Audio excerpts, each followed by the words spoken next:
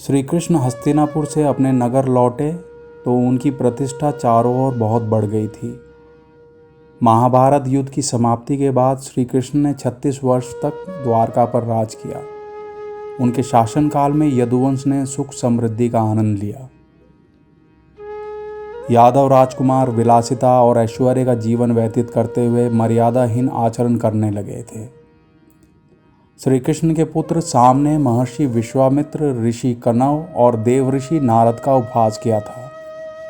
इन ऋषियों ने यादवों के सर्वनाश का श्राप दिया। धीरे धीरे आपसी कलह बढ़ने लगी। यादव राजकुमार आपस में ही लड़ लड़कर मरने लगे। अपने वंश का नाश देखकर बलराम में वैराग्य की भावना उत्पन्न हो गई, जिससे प्रेरित होकर वे प्रभास तीर्थ चले गए और वहीं समाधि ले ली। उनके पीछे श्री कृष्ण भी प्रभास तीर्थ पहुंचे। बलराम को मृत देखकर शोकाकुल कृष्ण वहीं एक वृक्ष का सहारा लेकर पड़े रहे। तभी एक व्याध ने हिरन समझकर बाण चलाया, जो उनके तलवे में लगा। कुछ ही क्षणों में वह भी परलोक सिधार गए। इस घटना से दुखित होकर उनके पिता वसुदेव ने भी दूसरे ही दिन अपने प्राण त्याग दिए। श्री कृष्ण के दिवंगत होने पर पांडवों के मन में भी वैराग्य उत्पन्न हो गया। उन्होंने हिमालय यात्रा करने का निश्चय किया। उन्होंने अभिमन्यु के पुत्र परीक्षित को राजगद्दी सौंप दी और सुभद्रा को परीक्षित और कृष्ण के पौत्र वज्र का ध्यान रखने को कहा। द्रौपदी के साथ पांचों भाई हिमालय की ओर तपस्या करने के लिए निकल गए। रास्ते में एक कुत्ता भी युधिष्ठिर के साथ साथ चलने लगा। चलते चलते सबसे पहले द्रौपदी की मृत्यु हुई। जब सभी ने युधिष्ठिर से द्रौपदी की मृत्यु का कारण पूछा तो युधिष्ठिर ने बताया कि अर्जुन को विशेष महत्व देने की इच्छा द्रौपदी की मृत्यु का कारण है। द्रौपदी के बाद नकुल व सहदेव की भी रास्ते में ही मृत्यु हो गई। उनकी मृत्यु पर युधिष्ठिर ने कहा कि अपनी सुंदरता व ज्ञान पर अभिमान इन दोनों के जाने का कारण बना।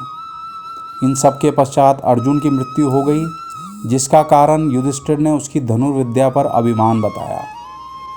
उसके बाद भीम की मृत्यु का कारण भोजन पर मोह बताया। चारों भाइयों तथा द्रौपदी की मृत्यु के पश्चात अब केवल युधिष्ठिर तथा वह कुत्ता दोनों स्वर्ग के द्वार पर जा पहुँचे।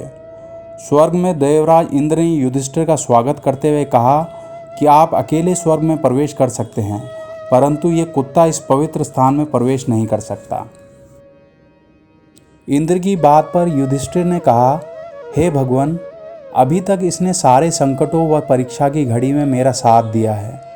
आपको हम दोनों को स्वर्ग में प्रवेश की अनुमति देनी होगी, अन्यथा मैं भी स्वर्ग में प्रवेश नहीं करूंगा। युधिष्ठिर के ऐसे वचन सुनकर वह कुत्ता अपने वास्तविक रूप में आ गया। वह धर्म था। उसने युधिष्ठिर से कहा, हे युधिष्ठिर, तुम्हें आने वाली कई पीढ़ियों तक पृथ्वी पर जन्मे सर्वश्रेष्ठ पुरुष के रूप में याद किया जाएगा। आओ हम दोनों मिलकर स्वर्ग का आनंद उठाएं। उधर पृथ्वीलोक पर हस्तिनापुर में परीक्षित और उसके वंश ने न्यायोचित शासन की परंपरा को चलाते हुए लंबे समय तक राज किया। अगर आपको मेरे द्वारा बताई गई जानकारी अच्छी लगी हो तो आप वीडियो को लाइक और सब्सक्राइब करना ना भूलें। आपके लाइक से मैं और भी वीडियो बनाने के लिए प्रेरित रहूँगा। जय हिंद।